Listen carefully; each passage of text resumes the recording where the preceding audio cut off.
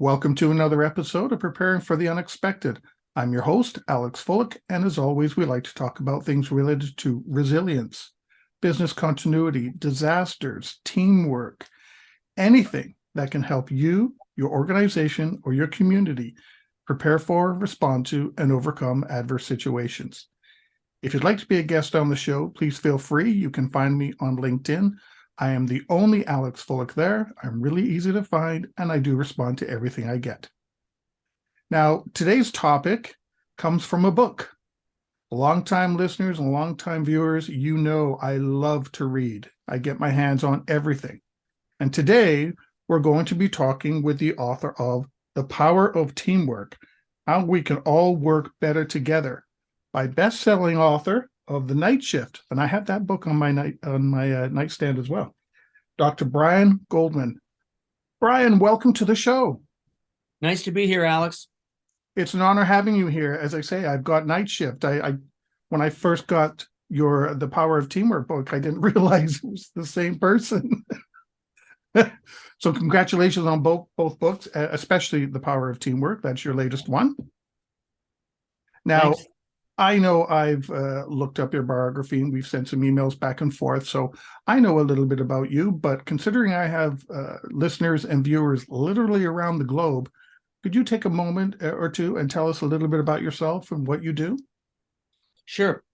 I am an emergency physician at Sinai Health System in Toronto. I've been there for quite a long time.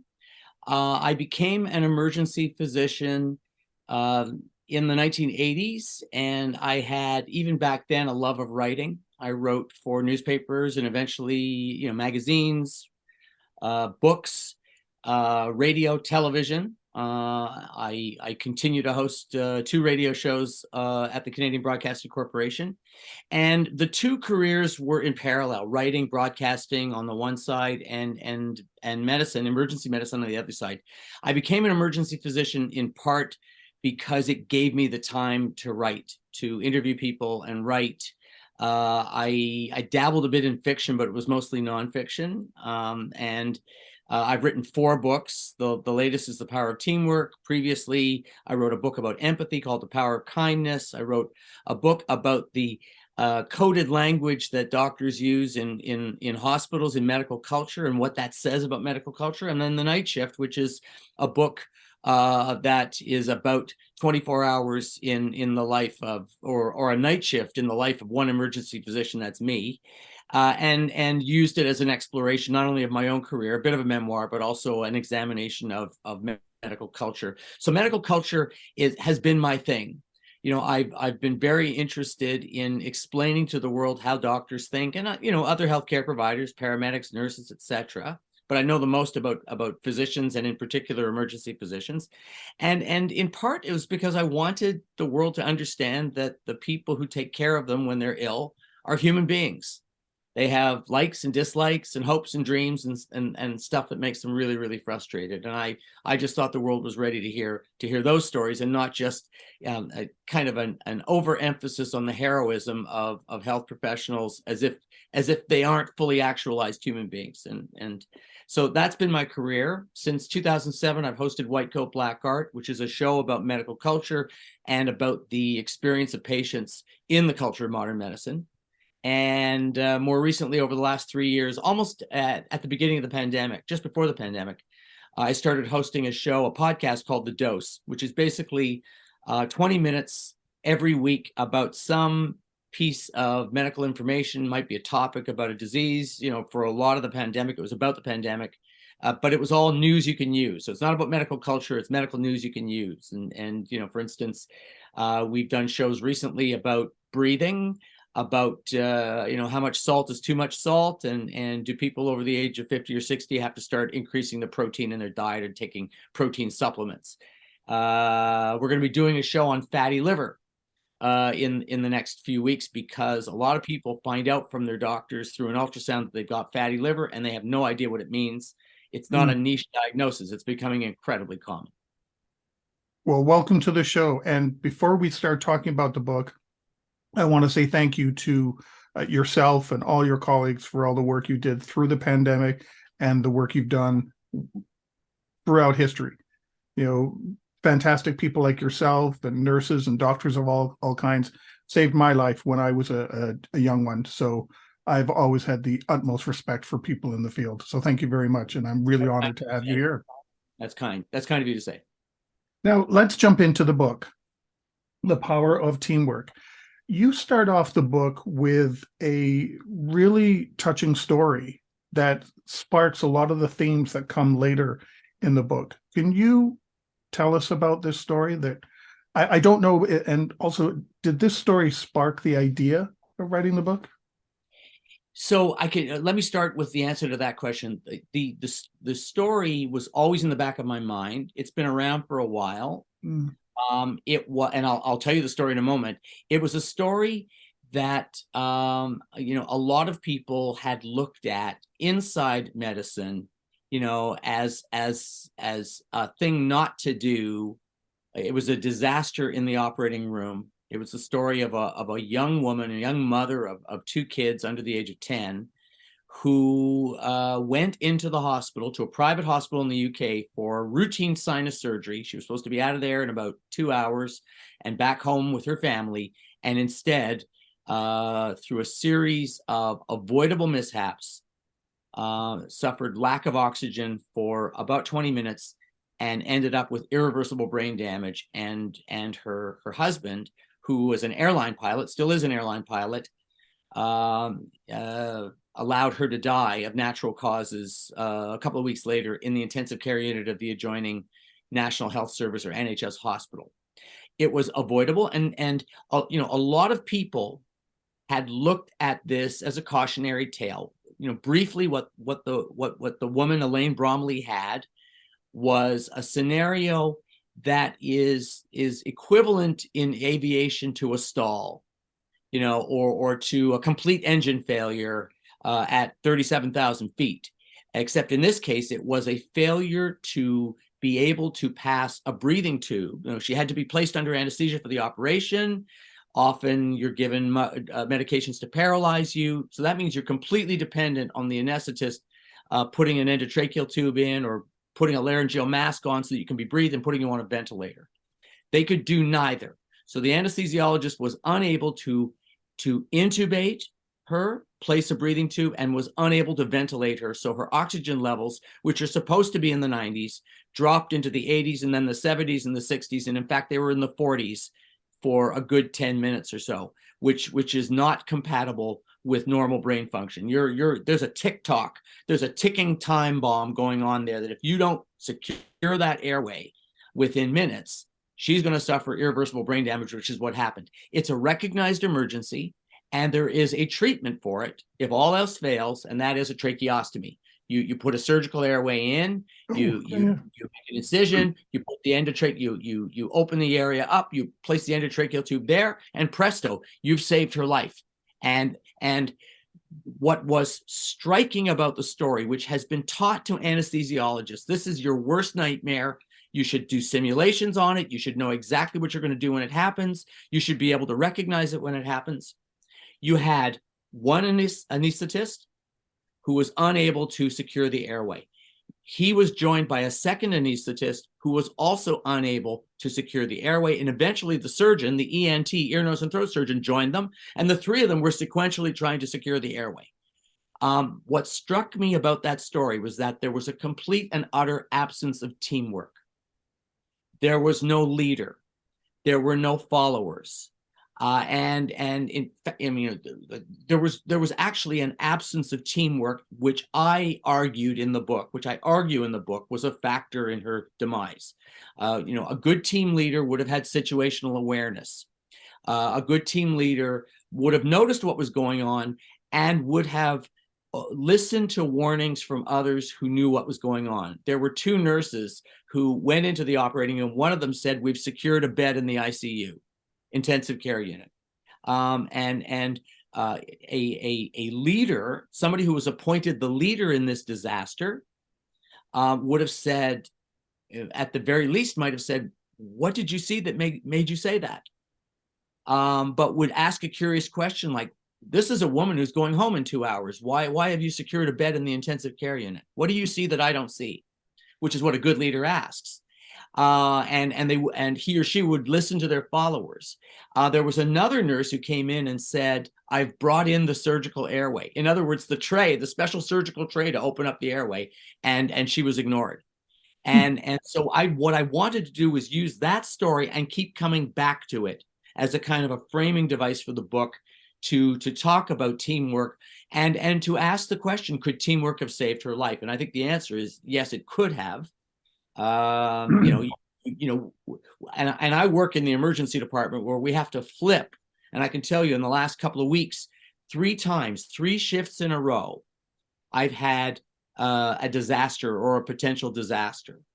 People with surprising side effects of medications, or who came in cardiac arrest. And we're doing a lot of fairly routine stuff during an emergency shift, but when you have to drop tools and run to the resuscitation room, it's hard. Your focus is narrowed, you're anxious, you may be stressed, it may be near the end of your shift and you're tired. Well, if you had a team and a team spiritedness, and I explain what that's all about in the book, which we're going to talk about, then that would take the cognitive load off of you, off of everybody in the room. It would institute calm, and people would start to pull together, and they would get better results than if they kind of go flailing on their own, as those 3 doctors did in the case of Elaine Bromley.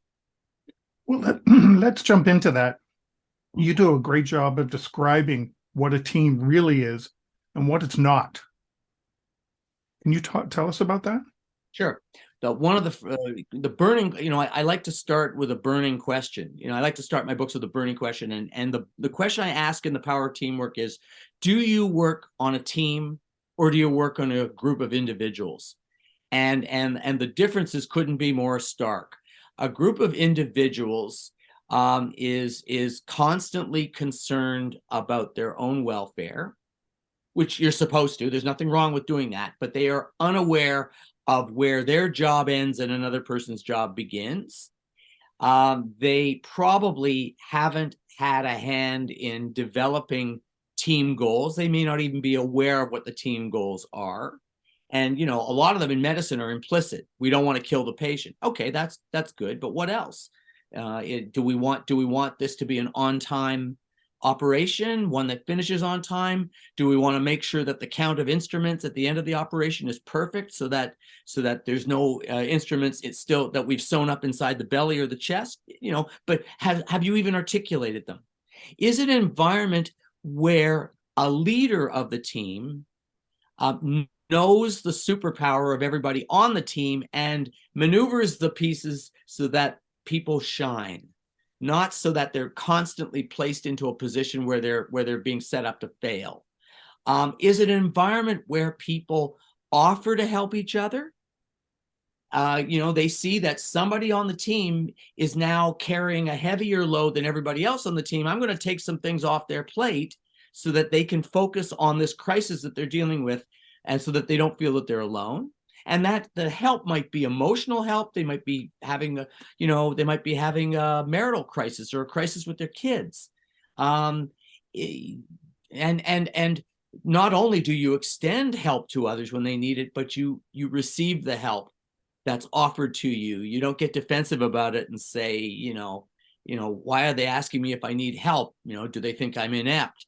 So you're it's an environment that benefits from everybody's participation, everybody with skin in the game, and you're developing something called team cognition, which if you have any kind of complex task or complex set of operations, a major project that you want to do, a team is essential. You have to assemble a team, otherwise you're not going to get the best out of everybody. So I've kind of described, if on the other hand, it's every person for themselves, they're only concerned about their individual goals, their promotions, their awards, their research grants, and they don't really care about anybody else. If they don't know the goals, the team goals, if they don't offer to help and nobody offers to help them when they need the help, if the leader doesn't know their superpowers and kind of stumbles and bumbles through and manage they're like, if the team leader knows that there's going to be changes, Do they inform the team? Do they gather the team for meetings and say, this is what's coming in 6 months? Or do they ambush them with a surprise, because they've been, Yeah. because they've been told, keep this a secret. So it should be whammo, here's a surprise. You're all going back to work full time next week. Deal with it. Instead of saying, maybe a month or two before, I've heard rumblings that we might be going to full-time work, or 4/5 full-time work, 4 days a week in the office now instead of being at home. And I want to know what everybody thinks about that. It kind of reminds me of like a hockey team or a soccer team. You can bring a group of people together, but if they're not working together, you really don't have a team. You're not going to score goals or prevent the other team from scoring. You're just going to have people running around or skating around with no coordination. Absolutely. And certainly, sports history is replete with teams that are greater than the sum of their parts.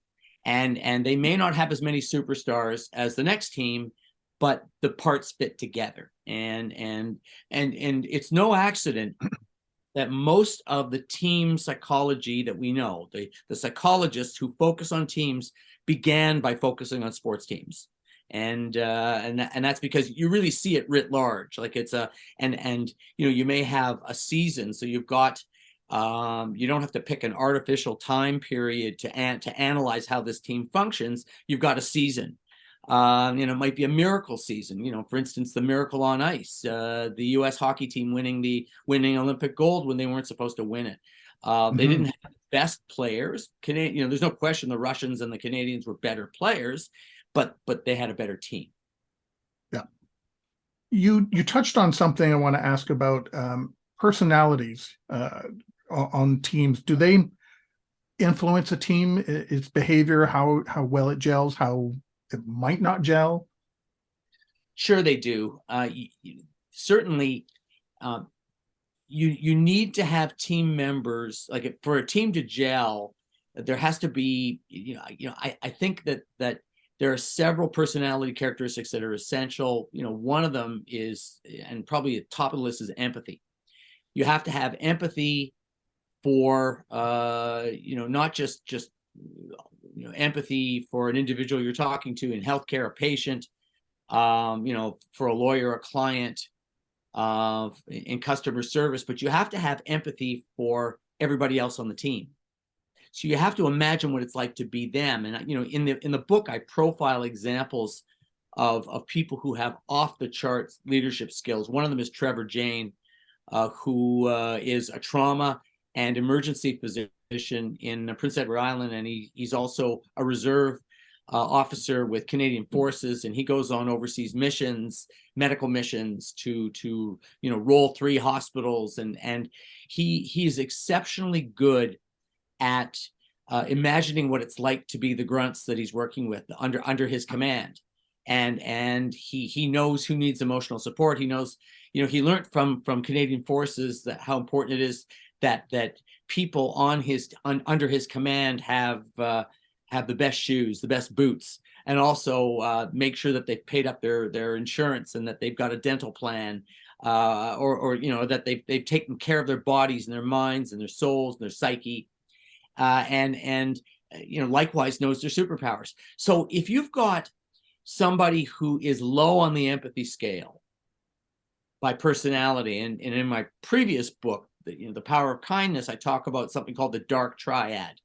The dark triad consists of 3 personality types that predispose you to low empathy. So they are Machiavellians, and that's a personality disorder, is somebody who moves people around as if the ends justify the means, as if they don't care what happens to the person as long as it's good for their goals. Sociopaths,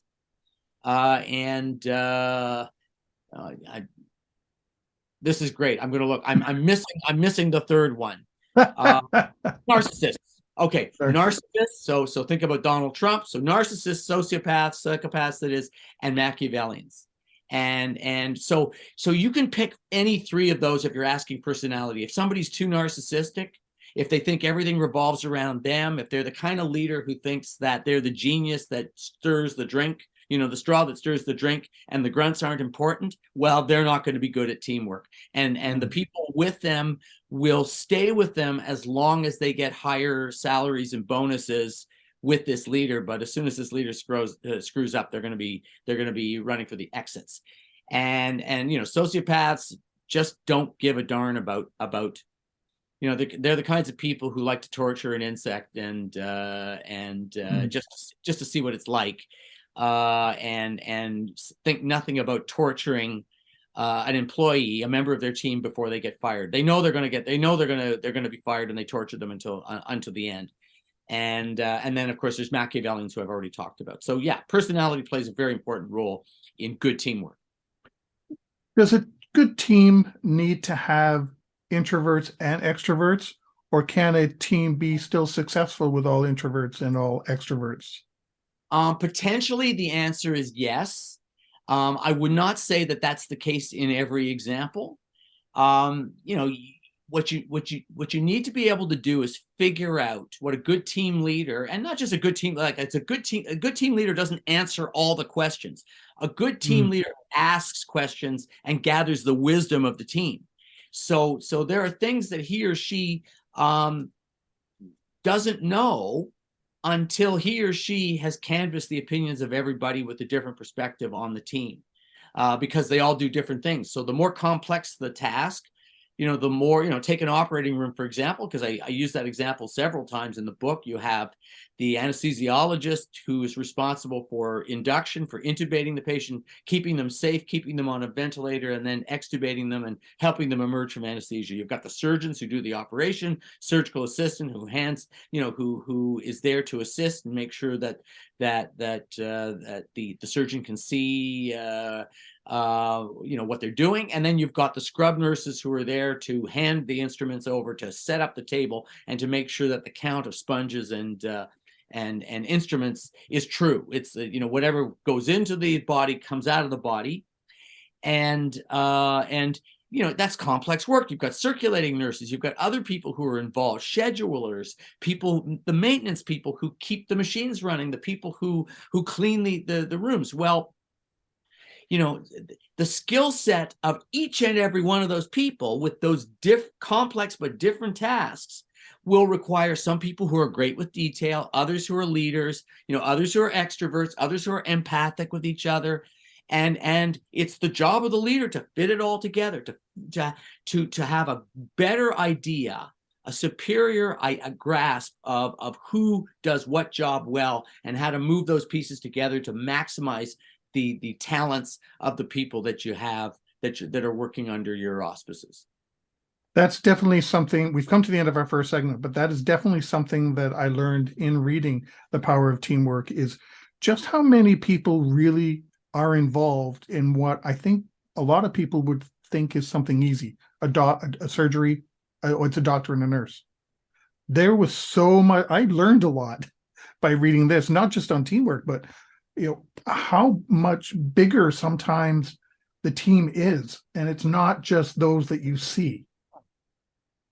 Sometimes it's people behind the scenes that are, there's more of them behind the scenes. Absolutely. And, in aviation, they certainly know that. I know we're at the end of this segment. There are many domains where there are some really important unseen people, but a good team leader knows how they all fit together. Yeah.